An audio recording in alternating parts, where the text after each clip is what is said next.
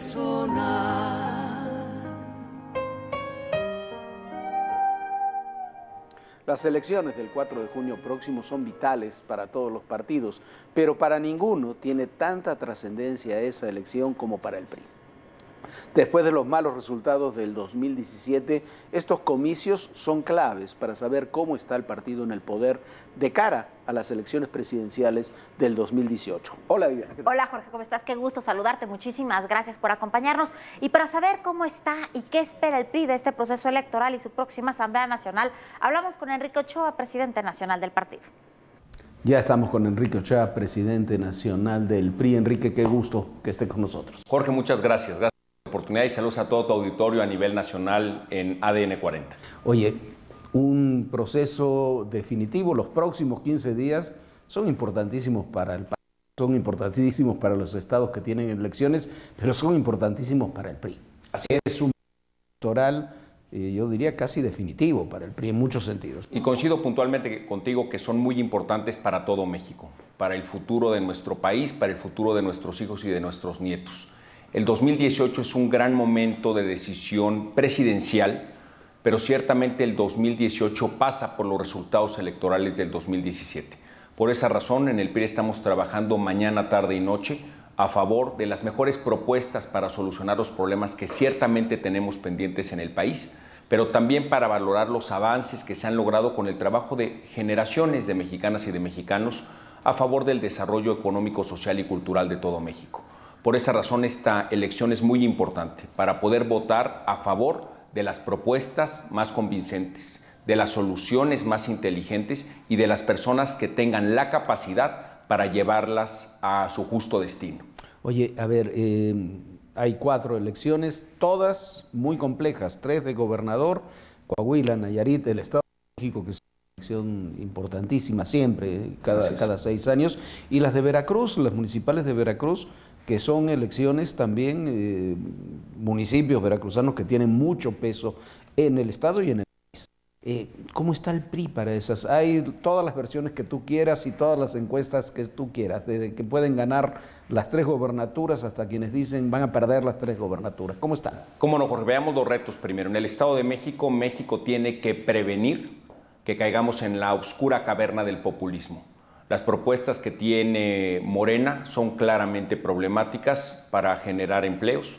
Por otro lado, están proponiendo cuestiones de llevar las políticas públicas de Texcoco a todo el Estado de México. Y ya conocimos los mexicanos de manera lamentable cómo es que administró Delfina Texcoco. A través de su padrino político, Higinio Martínez, le retuvieron el 10% de los salarios a los trabajadores del municipio por más de 70 quincenas. Ese dinero lo destinaron a una agrupación política que encabezaba Higinio Martínez para meter ese dinero a la campaña de manera ilegal. Más adelante todos los mexicanos nos enteramos que también Delfina en Texcoco tomó recursos del fondo de ahorro de las trabajadoras y de los trabajadores para destinar a una cuenta personalizada de un familiar de Higinio Martínez, el cacique de Texcoco.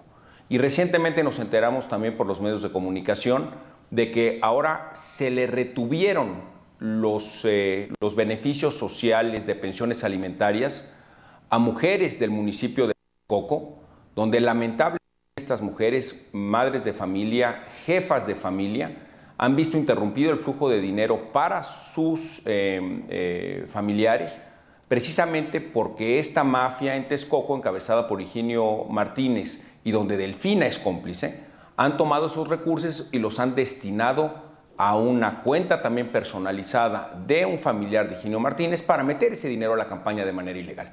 Ese es el modus operandi de Morena en Texcoco y eso es lo que tenemos que prevenir todos los mexicanos, todos los mexiquenses, que no suceda de manera generalizada en el Estado de México. Oye, por eso es muy importante votar a favor de una propuesta responsable, convincente y honorable, como es Alfredo del Mazo en el Estado de México. Oye, has lanzado, luego analizamos los otros estados, pero has lanzado un video durísimo, yo creo que el más duro que se ha lanzado desde aquella época del peligro para México contra López Obrador. Es una amenaza muy seria Morena y López Obrador para México y debemos de decirlo con toda puntualidad.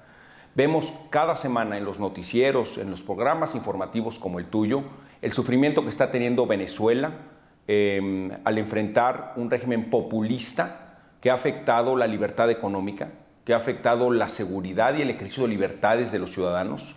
Los venezolanos en algún momento que creyeron en Chávez votaron a favor de acabar con la corrupción, y lo que se ha acabado en Venezuela es la comida. Se han acabado las vacunas para las niñas y los niños, se ha acabado la paz social, se ha acabado la división de poderes, se ha acabado la libertad de expresión, se ha acabado la pluralidad política. No le puede pasar a México lo que le ha pasado a Venezuela. Y por esa razón tenemos que detenerlo puntualmente, tenemos que detener a Morena y a López Obrador, porque ese es efectivamente lo que representa. ¿De qué vive López Obrador? Pues ahora, a través de los videoescándalos en Texcoco y en Veracruz, nos enteramos puntualmente que López Obrador vive de bolsitas con dinero en efectivo, de ligas de billetes en efectivo de procedencia ilegal. Y esta historia, lamentablemente para México, no es nueva.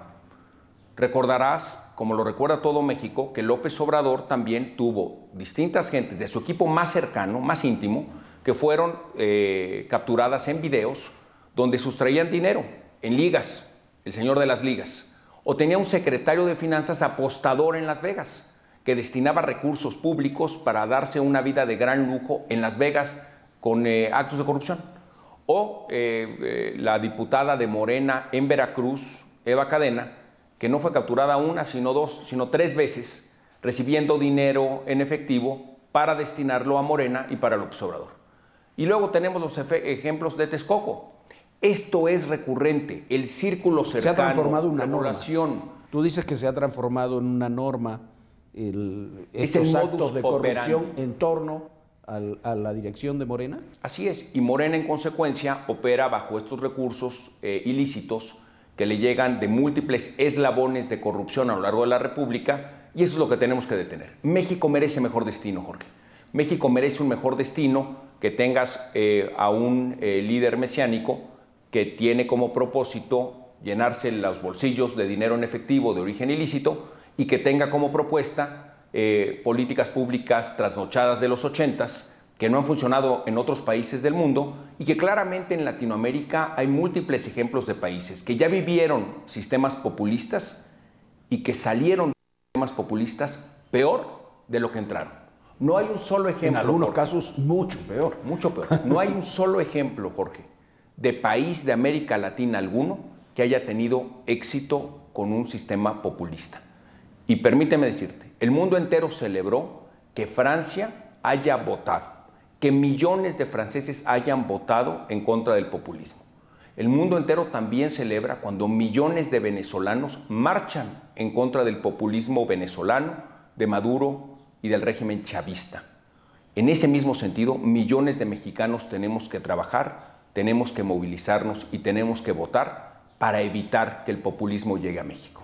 A ver, la primera etapa, el primer eslabón de eso es precisamente el Estado de México. Absolutamente. Decías que estás confiado en Alfredo del Mazo, estás confiado en que van a ganar el Estado de México. Vamos a merecernos la confianza de las mexiquenses y de los mexiquenses con las mejores propuestas, con trabajo, con propuestas de solución convincentes. Alfredo del Mazo está proponiendo ser el gobernador del empleo, está proponiendo un plan convincente, claro, económico para crear más de 1.200.000 empleos a lo largo de su administración. Alfredo del Mazo propone que sean empleos de calidad y bien pagados.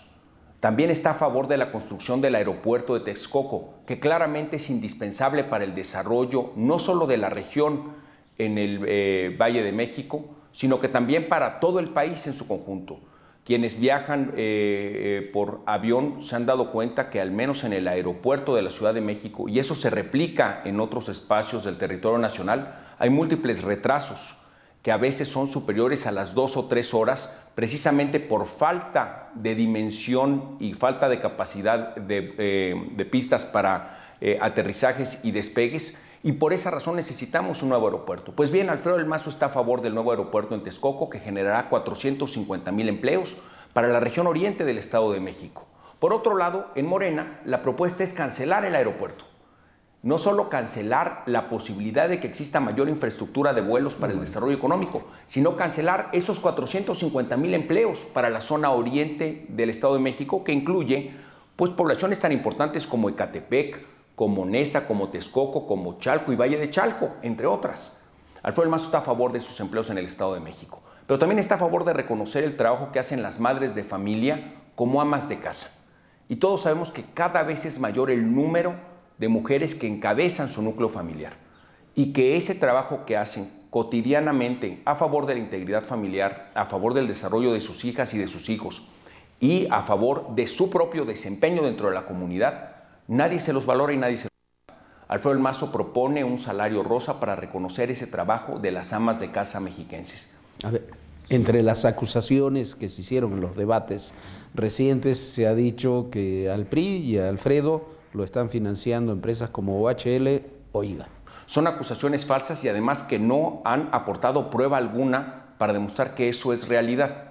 Alfredo del Mazo ha sido muy claro. Él está a favor de las propuestas y va a evitar en el resto de la campaña, como ha sido hasta la fecha, que la elección se vuelva un lodazal, que esa ha sido la estrategia de Morena y la estrategia de Acción Nacional. Y ahorita entraremos en Nayarit y en Coahuila, donde Acción Nacional, estando atrás en todas las encuestas, han tratado de convertir esas elecciones en un lodazal. No se los vamos a permitir. Manuel Cota en Nayarit y Miguel Riquelme en Coahuila van adelante en las encuestas y lo están haciendo a través de propuestas claras, convincentes y congruentes con los retos que tienen en sus estados. Entremos con el tema Nayarit. ¿Cómo no? Después de la detención del fiscal Edgar Beitia en Nayarit, hay muchos que pensamos, me incluyo, que no hay forma de ganar, que el PRI no tiene forma de ganar esa elección con las acusaciones tan duras contra el fiscal, que era uno de los hombres más cercanos al propio gobernador Roberto. Y en ese sentido lo decimos con toda puntualidad y así lo dice Manuel Cota. Los corruptos tienen que terminar en la cárcel y se tiene que recuperar el dinero que sustrajeron a favor del pueblo. Pero habiendo sufrido esa caída a los principios de la campaña, Manuel Cota ha sido reconocido por la sociedad nayarita como un hombre honesto con una trayectoria limpia. Recordemos que Manuel Cota ha ganado 5 elecciones de manera directa en el estado de Nayarit y en cada una de las responsabilidades que ha ejercido ha entregado resultados con honestidad y con probidad. Manuel Cota se tiene que deslindar de Roberto Sandoval. Lo ha hecho puntualmente, se tiene que deslindar de cualquier actividad que no haya sido estrictamente legal y estrictamente favorable para el pueblo nayarita. Y por esa razón es que Manuel Cota ha recuperado la confianza y se ve reflejado en las encuestas, porque se ha basado en una propuesta muy congruente de inclusión social. Nayarit reclama más empleos de calidad y bien pagados. Manuel Cota está a favor de desarrollar ampliamente las 2 vocaciones económicas que tiene Nayarit. Por un lado, la agrícola y por otro lado, la turística. Son las 2 grandes vocaciones que merecen mayor desarrollo y mayor impulso y Manuel Cota, por su trayectoria profesional, es el candidato más calificado para hacerlo de manera correcta. Y romper cadenas de corrupción que se han dado sobre todo en la costa en torno al propio fiscal Beitia. Nos ha tocado investigarlo, reportearlo, hemos recibido amenazas por ese tema, porque se crearon unas redes de corrupción, Enrique, terribles. Y para enfrentar ese reto tienes que tener un gobernador honesto, probo, con experiencia. Y es lo que demuestra Manuel Cota, habiendo ganado 5 elecciones de mayoría relativa en Nayarit, para ser primero regidor, después presidente municipal en Tepic, después diputado local, diputado federal y hoy es senador de la República y fue líder de los campesinos de la Confederación Nacional Campesina de la CNC dentro del PRI. A ver, ahora que hablábamos de deslindes, cuando veníamos para aquí, antes de comenzar la entrevista, pasamos por la sala ya de juntas, la sala de presidencia, ¿no? Así es. Del PRI, ahí es donde están todos los retratos de los presidentes del PRI a lo largo de su historia. Ya no está el de Humberto Moreira. Así es. Tú lo retiraste, el de Humberto, sí. El de Humberto Moreira, y es parte de un deslinde en la otra elección que también es muy importante, que es la de Coahuila. La elección de Coahuila es una elección muy importante donde nuestro candidato a gobernador Miguel Riquelme también va a la cabeza y tiene razones fundadas para poder estar a la cabeza. Miguel Riquelme fue un extraordinario alcalde en Torreón y además ha sido un hombre que ha merecido también el voto mayoritario de los coahuilenses en 2 elecciones anteriores. Miguel Riquelme es un hombre de resultados, es un hombre de carácter y lo que está proponiendo es muy claro. Ni un paso atrás en materia de seguridad en Coahuila. Y esto tiene una razón hay que de ser. decirlo, Riquelme tuvo en Torreón un muy buen desempeño en ese ámbito, ¿no? Así es. Los que conocemos ese ámbito sabemos que lo hizo bien Riquelme ahí en Torreón. Y lo que logró en Torreón lo quiere llevar a cabo de manera decidida a favor de todo el estado de Coahuila. Y este es un elemento muy importante si contrastas cómo está la inseguridad en los estados cercanos o vecinos a Coahuila con los nuevos gobiernos del PAN. Miguel Riquelme propone mantener ese nivel de seguridad, es decir, no dar ni un paso atrás en materia de seguridad. Pero no es la única propuesta de Riquelme. Riquelme entiende profundamente la vocación económica del estado de Coahuila y está a favor del desarrollo industrial, del desarrollo acerero, del desarrollo de la industria del carbón y del desarrollo agrícola del estado de Coahuila. Son las 4 vocaciones económicas que tiene Coahuila y Miguel Riquelme, desde la primera semana de campaña, presentó un plan de gobierno muy amplio que se ha venido discutiendo quincena tras quincena durante la campaña con los sectores productivos de las distintas vocaciones económicas en todo el estado de Coahuila. A ver, rápidamente, ¿qué tanto afecta el conflicto Rubén Moreira, Humberto Moreira al PRI? Tenemos que acotarlo y aquí es un momento muy importante para señalarlo. Humberto Moreira ha sido separado del PRI con toda puntualidad. O sea, no solamente se retiró su retrato, sí, ha sido separado del partido. No pertenece más al partido y por lo tanto no es militante, no tiene el reconocimiento de exdirigente y no pertenece más a las actividades del partido. Él ha decidido participar en otro partido donde nosotros no tenemos coalición en las elecciones legislativas. Y para que no quede duda, Miguel Riquelme ha propuesto eliminar el fuero en Coahuila a todo posible funcionario público, también del ámbito legislativo. A ver, Enrique, se nos acaba el tiempo. Tienen en agosto una Asamblea Nacional importantísima. No solamente importantísima, porque de acuerdo a los resultados que hay ahora en junio, va a llegar de distinta forma el PRI a esa Asamblea Nacional y es un hecho, es la apertura del proceso interno en el PRI hacia el 2018. ¿Qué es lo que está en juego en la Asamblea? ¿Qué es, cómo se va a operar hacia el 2018? Estamos muy motivados, Jorge, en el PRI con nuestra 22ª Asamblea Nacional. La convocatoria se ha hecho pública hace unos días y eso ha permitido que los distintos sectores y organizaciones del partido en toda la República presentan sus convocatorias y han iniciado las reuniones de trabajo. Vamos a una Asamblea Nacional crítica, autocrítica y propositiva. Vamos con un ánimo de pluralidad y de inclusión política para lograr la unidad del partido en todo el territorio nacional. Serán 4 meses de trabajo constante donde lo que vamos a privilegiar es la presentación de propuestas, es decir, cómo vamos a resolver los problemas nacionales, cómo vamos a dar un paso en la siguiente etapa de la historia del país a favor de todas las mexicanas y mexicanos. Ahora, en ese sentido, quienes hemos seguido la historia del PRI, ha habido grandes asambleas en el PRI, la que encabezó Luis Donaldo es quizás paradigmática en ese sentido, y ha habido asambleas donde se convocó a los militantes para decirle, esta es la línea, muchas gracias, aprueben esto, cambien a fulano de tal y pongan... Hay diferencias enormes en eso. ¿Cómo será esta asamblea? Nosotros nos inspiramos en la Asamblea Nacional que encabezó Luis Donaldo Colosio, la 14ª Asamblea Nacional de nuestro partido, y permíteme decirte, es la primera Asamblea Nacional que a mí me tocó participar como un joven militante de nuestro partido. Entonces, Luis Donaldo Colosio nos inspiró a toda una generación de mexicanas y de mexicanos a participar en política de manera diferente. Y esa asamblea tuvo una duración cercana a los 4 meses de trabajo, mismo proyecto que estamos nosotros siguiendo.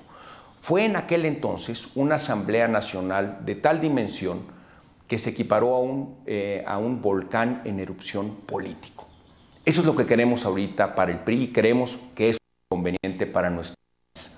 Una gran asamblea donde se propongan las mejores ideas, donde se escuchen las voces plurales, donde de manera crítica, autocrítica, pero sobre todo propositiva, le demos respuesta a la ciudadanía sobre lo que sigue para el país. Y yo creo que es un momento muy importante, Jorge, porque enfrentamos una Y en el desarrollo nacional. Por un lado, ciertamente que tenemos asignaturas pendientes por resolver. Y esas asignaturas pendientes también deben de reconocer que hemos trabajado los mexicanos de bien a favor de México con resultados palpables. México en los 90 tenía inflaciones del 100%, hoy tenemos inflaciones del 4 o 5. No existió nunca un sexenio que generara en tan poco tiempo más de 2.5 millones de empleos. La administración del presidente de la República ya generó, con el sector privado por supuesto, 2.7 millones de empleos. Pero sobre esa base, y en la idea, como tú dices, de seguir esa ruta, una asamblea amplia, participativa, también va a definir líneas de trabajo y va a comenzar a definir nombres. Absolutamente. No se puede, ni el PRI ni ningún otro partido puede pensar que puede llegar a enero o febrero del 18 para decidir una candidatura. Te doy la respuesta en dos descripciones que hicieron nuestros líderes partidarios históricos. Luis Donaldo Colosio nos invitaba a que México cambiara. Sí, que cambiemos, pero con rumbo y con responsabilidad. Es decir, aceptemos que hay asignaturas pendientes por resolver. Pongamos las mejores ideas de todas las mexicanas y mexicanos sobre la mesa y definamos un rumbo responsable de transformación a favor de México. En eso estamos los priistas en esta asamblea. Por otro lado, nuestro líder histórico Jesús Reyes Heroles señalaba que para definir los momentos importantes electorales, primero había que establecer el programa y después el hombre. En términos de estos tiempos, primero van los programas y después vendrán los nombres. Sí, los nombres de las mujeres y de los hombres que podrán ser candidatas o candidatos. A don Jesús se le adelantaron y antes de tener terminado el programa ya le habían puesto el nombre. Bueno, ahí tengo yo el programa impreso y ciertamente el programa sí estuvo primero. Pero lo que quisiera transmitirte es que nuestra secuencia es esa y proviene de una razón histórica. Yo he visto en otros partidos políticos, Jorge, que hay muchas personalidades que están con una aspiración verdaderamente personal y que quieren ser presidentas o presidentes de México. Pero no nos han dicho para qué, no nos han dicho por qué. ¿Cuáles son sus programas? ¿Cuáles son sus ideas? ¿Cuáles son sus grupos de trabajo? Lo desconocemos los mexicanos. Lo que sí conocemos es que tienen una ambición personalísima por aspirar al poder. Es la asamblea. Estos son los lineamientos, me queda claro que esos van a ser los lineamientos que llevará el PRI a su asamblea, independientemente de los debates que se puedan dar dentro, pero tiene que haber fechas para tener candidato. ¿Cuál es la fecha idónea para tener un candidato para el PRI? Las fechas las marca nuestra propia legislación electoral y nosotros en el PRI seremos respetuosos completamente, puntualmente de las leyes electorales y del calendario que dichas leyes fijan. Por eso vamos a tener la definición de nombres hasta el primer trimestre del año entrante. Durante este año 2017 vamos a ganar 3 de 3 elecciones para gobernador. Eso para registro. No, y para el proceso político que se llevará el partido. Lo que haremos en el 17, preparándonos para el 18, es primero ganar 3 de 3 elecciones para gobernador, competir y ganar elecciones en los ayuntamientos de Veracruz, y por supuesto celebrar nuestra 22ª Asamblea Nacional y presentarle al pueblo de México en la segunda quincena de agosto las conclusiones temáticas y programáticas de nuestra Asamblea. Y en el siguiente semestre recorrer el país señalando el programa y el rumbo que proponemos para todos los mexicanos. Insisto que México está en una Y. O podemos seguir bajo la definición de políticas públicas que incorporen a todos los sectores de la sociedad, que favorezcan la participación del sector privado en la creación de empleos de calidad y bien pagados, que permitan que México siga siendo un país de libertades y pluralidad, o nos vamos por el otro rumbo, el rumbo del populismo, que ha sufrido varios países de América Latina y que en ningún caso en América Latina el populismo ha resuelto los problemas que prometía resolver y en ningún caso país de América Latina alguno ha salido de la oscura caverna del populismo más fuerte o más rico o más justo o menos corrupto de lo que entró cuando esos regímenes populistas entraron al poder. Por esa razón, tampoco más democrático. México, tampoco más democrático. Por eso México no merece ese destino y por eso invitamos a todas las mexicanas y a los mexicanos a que trabajemos a favor de nuestra generación, pero también de la de nuestros hijos y de nuestros nietos. No permitamos que el populismo entre a México. Gracias, Enrique. Muchas gracias, Jorge, por esta oportunidad. Gracias. Vamos a un corte, regresamos.